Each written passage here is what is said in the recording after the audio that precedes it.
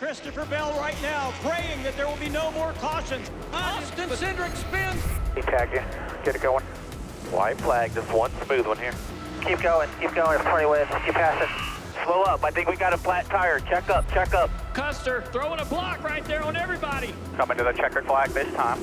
Here comes C. Bell working his way into the next round. The defending Cup Series champion has been knocked out. Daniel Suarez is out. So is Austin Cindric and, of course, Alex Bowman. That's why I said this week, never give up, man. We believe in you. Good job.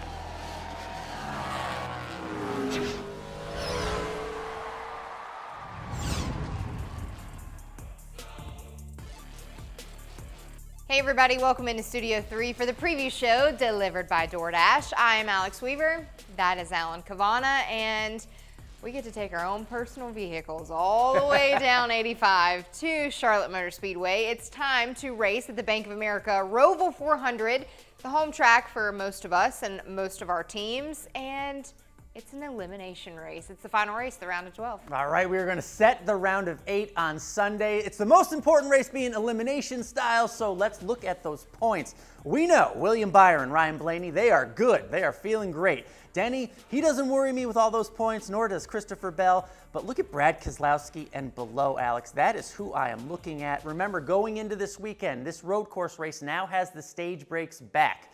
That gives teams the options to either chase stage points or put yourself in best track position for a win. Teams probably have to choose which one they want to do. It just depends on who you are. Brad Keselowski probably has to chase the points. Kyle Busch, all the way down on the bottom, he can just go for that win and not worry about anything else. So it's up to the crew chiefs. What strategy are you going to be on? Yeah, a lot of strategies come into play for this weekend, but the team that has the shortest drive to Charlotte Motor Speedway is Hendrick Motorsports. It's right down the road from the racetrack, and they've shown domination when it comes to the Roval. They've won 3 of the last 5 Roval races, obviously 2 with Chase Elliott, 1 with Kyle Larson.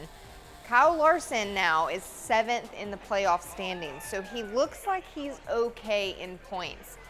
But I think you need better than an okay day at the Roval. Yeah, you need to be clean and free of any damage at the Roval. Kyle Larson impressed me last week because Talladega, not one of his strengths, but he made it out of there fairly clean, got a lot of points yeah. and a good finish. On Sunday, all he has to do is keep it clean. But what we saw last year from Kyle Larson is one mistake can take you out. There are so many twists and turns and narrow walls at the Roval. You hit that, your day could be done. All he has to do is avoid that. I think Kyle Larson is just fine.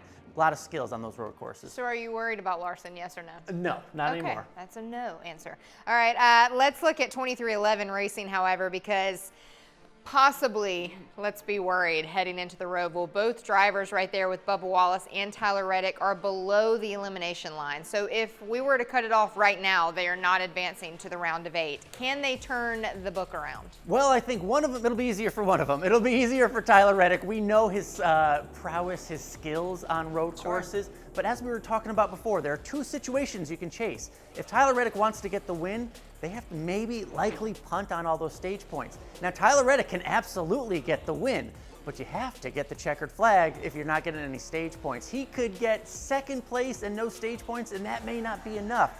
So if I'm Billy Scott as crew chief, I'm just wondering, going through my head, going through my notes, which strategy should I take? Should I worry about the points? Should I just go get the win? I don't want to be a crew chief going into this race. That's what I'm saying. I don't want to be a crew chief or a driver going into this race. I'm worried, and I'm not even in the playoffs. All right, let's do our playoff polls. We've done this every week for the playoffs. This is where we pick our good, our bad, and our wild card for this weekend's race. So for the Bank of America Roval 400, who's your good? Chris Buescher. I keep telling everybody he's the road course king. 9 out of the last 10 road course races, he's finished in the top 10. By average finish, he is the best road course driver in the next-gen car. Chris Buescher. Chris Buescher, How about good you? pick. A lot of momentum there for the 17 this year. I am going to go with the driver who told me not to worry about him at the Roval, Tyler Reddick. Oh. So I'm going to stick with the confidence of old T-Red over there, and that's my good. All right. What about your bad? My bad, I'm worried about Brad Keselowski in the 6 car. Look, he is in a bad spot points-wise. He doesn't have a great track record this year at road courses. Best finish of 15th. Not a great track record at the Roval. Needing points going into such an elimination race. I'm a little worried, BK. Let's see what we can do. All right, my bad. I am a little worried about the Rowdy Nation continuing to chase a championship. Unfortunately, he is right now at the bottom of the standings. He's the 12th driver in the playoff standings. So I know he has had some solid days at the Roval, but I don't know. It's just kind of a must-win situation for me. Well, those solid days, that's why Rowdy Busch is my wild card. Okay. Is he in the worst spot? Yes. Is he a road course king? No. But if you look at his record at the Roval, recently he has 2 top 5 finishes there. Why can't he mess around and maybe get the win? That will be the only strategy. They're not going to worry about getting the stage points. Nope. They will do everything they can to put themselves in the best track position for the victory. Maybe he can do it. That's why he's my wild card. How about Alan, you? do you know how many winners we have at the end of the day? Just one? Just one. Just one. That worries me a little bit. All right, my wild card, I'm going to go with the 5 of Kyle Larson. He's won at the Roval before. He sits decently in points, but wouldn't surprise me if it's kind of a, I don't want to call it a rebound week, but he's hoping to go into the round of 8 with a little bit more of a cushion. So I think Cliff Daniels brings out all the punches. Love it. Let's do it. All right, we've had some great memories at the Roval, and it's only been 5 races of them. So we don't have a lot to throw back to in our NASCAR 75 flashback, but the very first one was a special one. Yeah, the very first one, we invented the word Roval. What is this? No one knew what to expect, and we certainly didn't expect what we got out of the first race. Fast forward with 7 to go. It's leader Brad Keselowski on the restart, driving straight into the wall. Heartburn turn, taking out other contenders with him. Fast forward to the final lap, the final turns. Jimmy Johnson coming in hot, overcooks it. Martin Truex Jr. tries to avoid him, doesn't, and then like a hero out of nowhere, Alex, Ryan Blaney cuts through the chaos, gets the victory. Such a memorable moment. And if you don't remember, that spin cost Jimmy Johnson to advance in the playoff that year. It eliminated him, so it was a very costly spin. Fun memory, though.